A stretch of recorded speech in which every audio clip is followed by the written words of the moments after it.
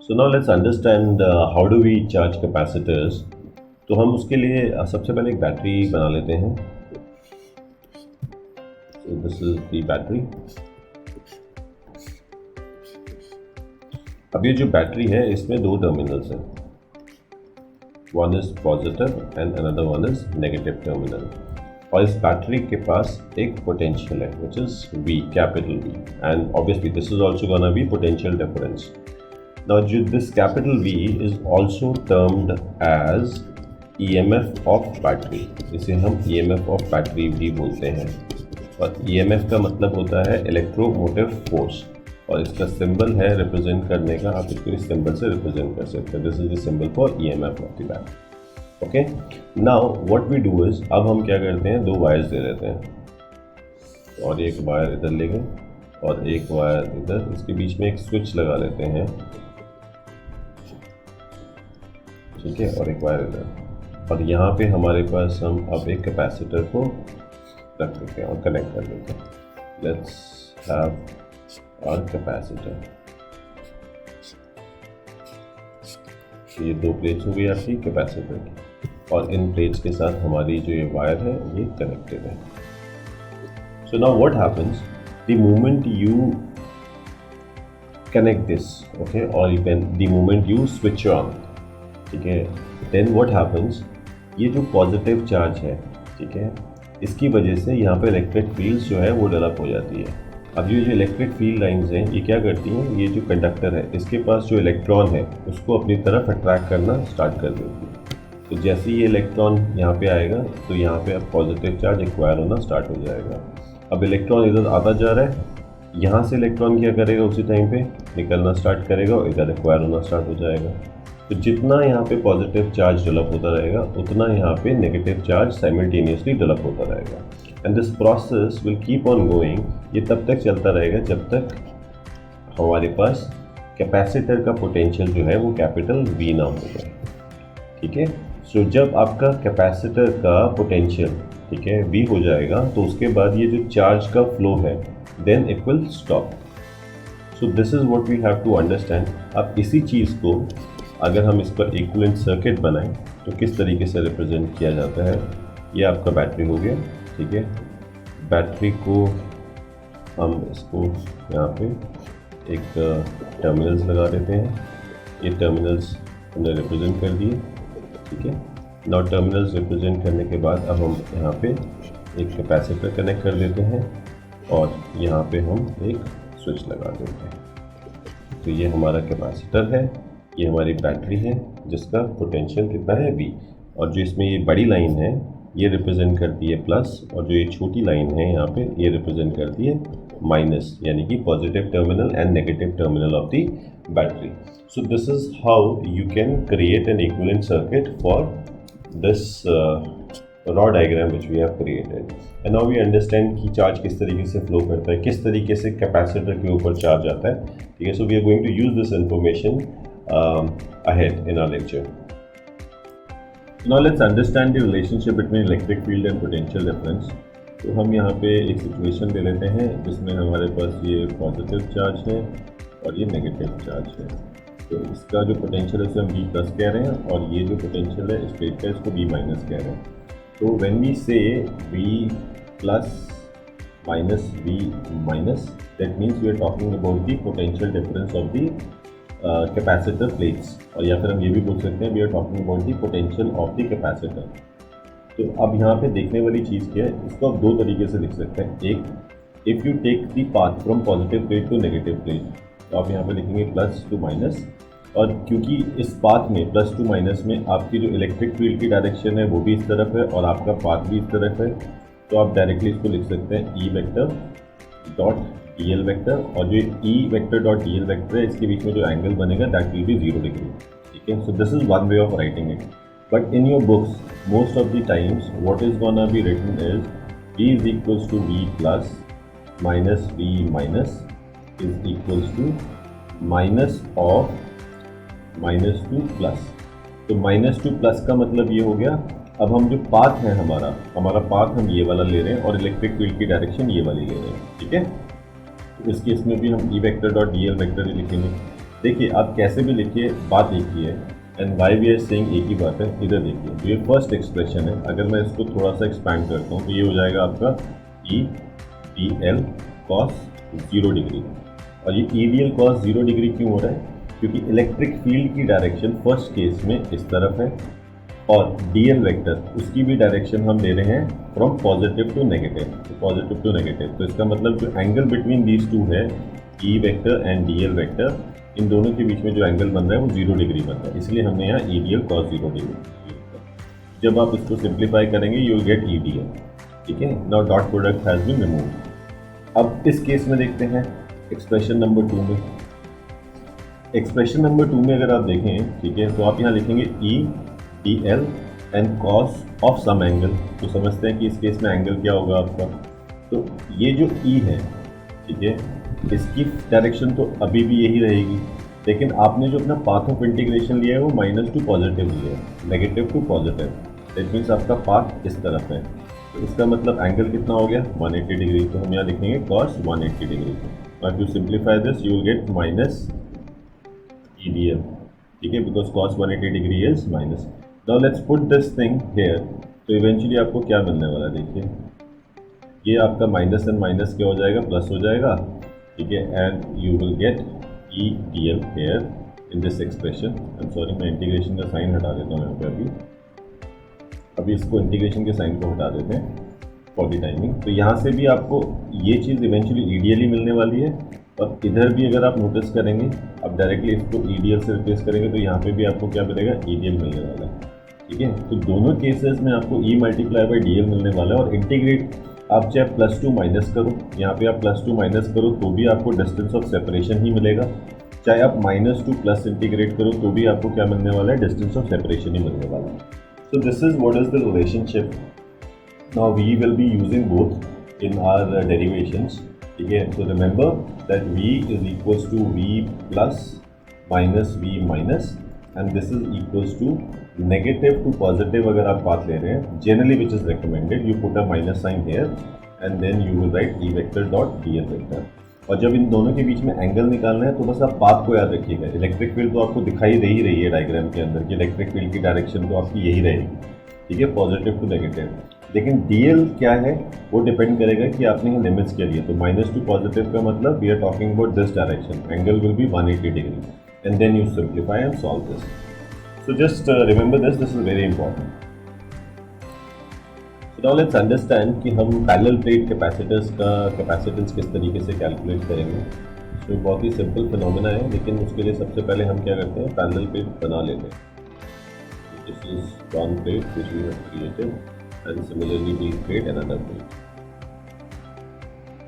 This is another. और अब इन दोनों प्लेट्स को हम कनेक्ट कर देते हैं बैटरी के टर्मिनल के साथ। तो जैसे ही हम उसे कनेक्ट करेंगे तो क्या प्रोसेस इनिशिएट हो जाएगा? आपका चार्जिंग का प्रोसेस इनिशिएट हो जाएगा। उस प्लेट पे क्या है? आपका पॉजिटिव चार्ज आ जाएगा।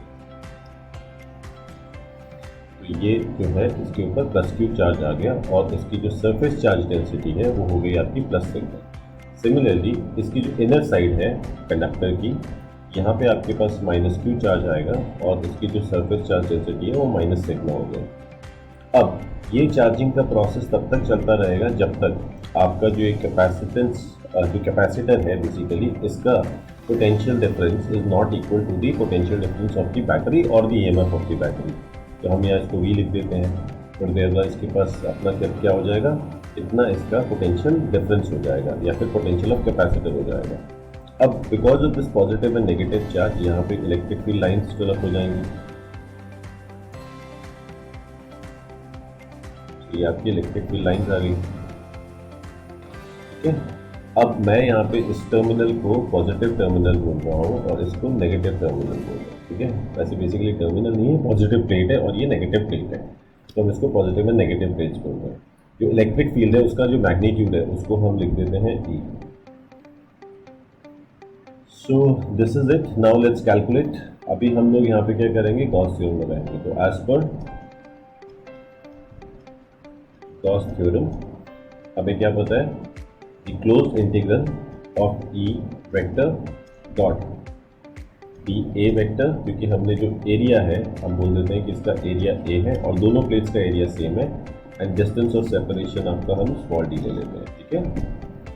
तो इसलिए हमने यहाँ डी ए वैक्टर लिया है, क्योंकि अगर हम यहाँ पे एक छोटा सा सरफेस बनाएं, ठीक है, और उसका एरिया डी ए है, तो this is how the D A vector, area vector will act. The area vector और इलेक्ट्रिक फील्ड के बीच में डायरेक्शन सेम है, दैट मीन्स जो थीटा है, angle between electric field and area vector is 0 degree. Area vector भी आपका इसी direction में और इलेक्ट्रिक फील्ड भी इसी डायरेक्शन में है, so the angle is 0 degree between electric field and, मैं लिख देता हूँ यहाँ पे, area vector. Now this is equals to charge enclosed divided by epsilon naught। तो ये हमें मालूम ही है, this is as per Gauss theorem. तो अब जब मैं यहाँ पे वैल्यूज पुट करूँगा तो ये हो जाएगा E, ठीक है, और इसको मैं अब लिख सकता हूँ close integral of these smaller areas. And why I am writing close integral of smaller areas now, because cos 0 degree dot product है, तो हमें पता है कि E vector dot D A vector जो है this will be equal to E D A cos 0 degree, and cos 0 degree 1 होता है, तो ये ई डी ए ही बचेगा। अब ई तो कांस्टेंट है यहाँ पे, तो सिर्फ इंटीग्रेट क्या होने वाला है, एरिया इंटीग्रेट होगा। तो जब ऐसे छोटे छोटे एरियाज आप जोड़ेंगे तो आपको क्या मिल जाएगा, एरिया ऑफ प्लेट मिल जाएगा, ठीक है। और चार्ज इनक्लोज, जब आपका एरिया ऑफ प्लेट होगा तो चार्ज इनक्लोज कितना होगा इसके ऊपर, capital Q on epsilon naught. तो यहाँ से हमें पता चला this will imply that Q is equals to epsilon naught times E multiply by A। तो ये हमारे पास एक इक्वेशन आ गई, ठीक है। अब हम बात करते हैं, ठीक है, पोटेंशियल की। नाउ V जो है इसे क्या बोला जाता है, ये पोटेंशियल डिफरेंस है। तो पोटेंशियल डिफरेंस को किस चीज़ से रिप्रेजेंट किया जाता है, P plus minus P minus, यानी कि potential of positive plate minus potential of negative plate, हम इस तरीके से रिप्रेजेंट करते हैं।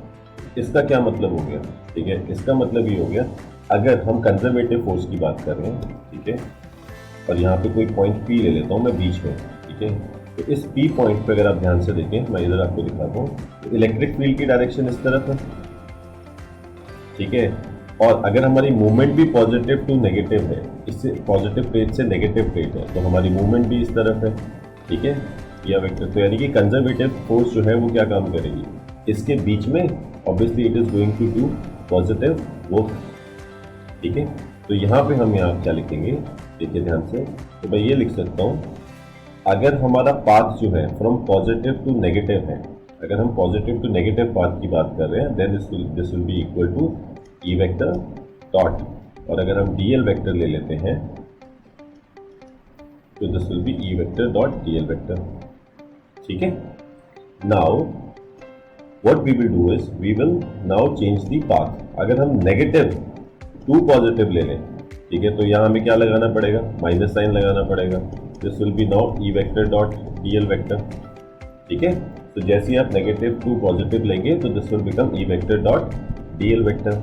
Now what is the path for integration now is minus two positive. इसका मतलब क्या हुआ कि हमने क्या कहा, हमने कहा कि हमारी इलेक्ट्रिक फील्ड की डायरेक्शन अब ये है, और जो पाथ हम फॉलो करना चाहते हैं वो ये वाला पाथ फॉलो करना चाहते हैं, ठीक है। That means we are talking about the external force. तो हम एक्सटर्नल फोर्स की लैंग्वेज में बात कर रहे हैं, डन। सो जब हम एक्सटर्नल फोर्स की लैंग्वेज में बात करेंगे तो अब हमारा जो पाथ है वो क्या हो जाएगा, नेगेटिव टू पॉजिटिव हो जाएगा, and that is the reason we have kept a negative sign here. So now let's see, जब ये छोटे छोटे डीएल्स आप जोड़ेंगे, ठीक है, इस तरीके के डीएल्स को आप जोड़ेंगे तो आपको क्या मिलेगा, डिस्टेंस ऑफ सेपरेशन मिल जाएगा। तो जो आपको डिस्टेंस ऑफ सेपरेशन मिला, तो यहाँ पे भी पहले तो वैल्यूज पुट करते हैं। This will B minus positive E D L, और यहाँ पे क्या हो जाएगा, कॉस 180 डिग्री हो जाएगा। तो ये माइनस का साइन तो बाहर है ही अभी। तो अब जब आप इस माइनस के साइन को और कॉस 180 डिग्री को मल्टीप्लाई करेंगे तो कॉस 180 डिग्री की वैल्यू होती है -1। तो this minus and minus will become positive, and हमारी जो इंटीग्रेशन बचेगी वो क्या बचेगी, negative to positive D L. अब जो डी एल है, as I said, D L को जोड़ेंगे तो आपको क्या मिल जाएगा, डी मिल जाएगा। So this will be E multiply by D. तो ये आपके पास फाइनली आपका क्या आ गया, पोटेंशियल डिफरेंस आ गया। तो V is equal to E D. So this becomes your second equation. Now we already know that what is C। C is equals to Q upon V होता है। Q की value हमारे पास यहाँ पे है ही epsilon naught E multiply by A, and V की value हमारे पास सेकेंड इक्वेशन में है ई डी। तो अब E से E आपका कैंसिल हो जाएगा, और हमारे पास जो C है इसकी वैल्यू आ जाएगी and the C now is equal to epsilon naught A upon D. Now this is a very intuitive formula, very important, and what we understand from this formula is कि अगर आपको capacitance increase करना है तो आप area increase कर सकते हैं या फिर आप distance of separation between the plates जो है उसे डिक्रीज कर सकते हैं. तो C increases with increase in area and C also increases with decrease in area. So this is how you are going to calculate the capacitance of a parallel plate capacitor.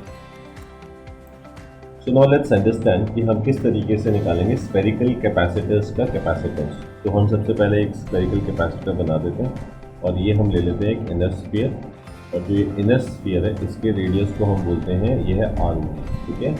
And और similar lines पे हम लोग एक ले लेते हैं external sphere, outer sphere. ठीक है. और इसका जो रेडियस है दैट इज R2. नाउ जो इनर स्फीयर है इसके ऊपर हमने चार्ज दिया है प्लस Q एंड जो आउटर स्फीयर है उसके ऊपर हमने चार्ज दिया है माइनस Q. तो ये हमारे पास दोनों जो स्फीयर्स हैं उनके ऊपर चार्जेस आ गए. तो जो पोटेंशियल डिफरेंस है between these to spherical plates that is represented by capital V. और जो इलेक्ट्रिक फील्ड लाइंस हैं उनकी डायरेक्शन हमारी क्या है, इस तरफ. ठीक है. And now let's take a Gaussian surface. अब यहाँ पे हम एक छोटी सी गॉसियन सरफेस बना लेते हैं बीच. और इस गॉसियन सरफेस पे मैं एक पॉइंट ले लेता हूँ P, जिसका जो डिस्टेंस है that is represented by small r. ठीक है. Now let's do it. So what we will do is we will say कि जो इलेक्ट्रिक फील्ड है इसको भी लिख लेते हैं यहाँ पे. इसका जो मैग्नीट्यूड है that is B. Now what we will say is as per Gauss theorem. तो गॉस थ्योरम के अकॉर्डिंगली हमें मालूम है कि integration over a close surface, close Gaussian surface will be E vector dot ds vector which is the area vector is equals to Q enclosed divided by epsilon naught. Now if you see this closed surface, अगर आप यहाँ पे एक छोटा सा area ले लेते हैं तो आपका जो सरफेस एरिया है ds वेक्टर वो इस डायरेक्शन में, इलेक्ट्रिक फील्ड भी सेम डायरेक्शन में ही है. तो इसका मतलब क्या हुआ, इसका मतलब इन दोनों के बीच में एंगल 0 डिग्री है. तो मैं यहाँ डायरेक्टली लिख सकता हूँ E, और ये छोटी छोटी सर्फेसेस को इंटीग्रेट करेंगे तो हमें गॉसियन सरफेस का सरफेस एरिया मिल जाएगा which is equal to 4 pi one small r square.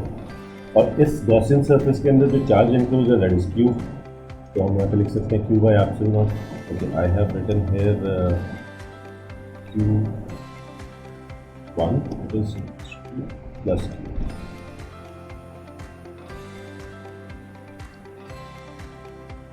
So this is the expression which we have got. इससे हमें ये पता चलता है कि जो हमारी इलेक्ट्रिक फील्ड है that is equal to 1 by 4 pi epsilon naught and Q upon R square. तो ये हमारे पास एक एक्सप्रेशन है. अब हम बात करते हैं पोटेंशियल डिफरेंस की भी. तो पोटेंशियल डिफरेंस क्या होता है, potential of positive plate minus potential of negative plate. Now जो पोटेंशियल ऑफ पॉजिटिव प्लेट है that is because of the charge which is there. Okay, so we can write directly it is 1 by 4 pi epsilon naught. The charge on this is Q upon R1 and potential of negative plate will be 1 upon 4 pi epsilon naught. ये हमने previously देखा ही है. Q upon R2 ये हो जाएगा. अब इसको थोड़ा सा सिंप्लीफाई करते हैं तो 1 upon 4 pi epsilon naught and Q जो है ये बाहर आ जाएगा और हमारे पास बचेगा R2 माइनस R1. हमने एलसीएम ले लिया और यहाँ नीचे बचेगा R1 R2. तो ये हमारे पास एक्सप्रेशन आ गया पोटेंशियल डिफरेंस का. तो अब जब पोटेंशियल डिफरेंस का हमारे पास एक्सप्रेशन आ गया, ठीक है, तो now we can calculate C. तो we know that C is equals to क्या होता है Q upon V. Q upon V. Now let's put the value. जब आप Q अपॉन V की वैल्यू पुट करेंगे तो यहाँ पे क्या हो जाएगा 1 upon 4 pi epsilon naught multiply by Q and then R2 minus R1 divided by R1 R2. अभी Q से Q कैंसिल हो जाएगा, 4 pi epsilon naught ऊपर जाएगा, ये हो जाएगा 4 pi epsilon naught.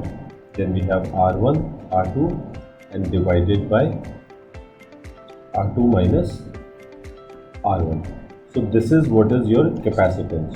तो आपका कैपेसिटेंस का जो फॉर्मूला है वो हमारे पास आ गया है. 4 pi epsilon not R1 R2 divided by R2 minus R1. This is the capacitance of a spherical capacitor. Please click on the like button. Also click on the subscribe button to subscribe to our channel. Click on the bell icon to receive regular updates about our channel and the videos which we post. Thank you.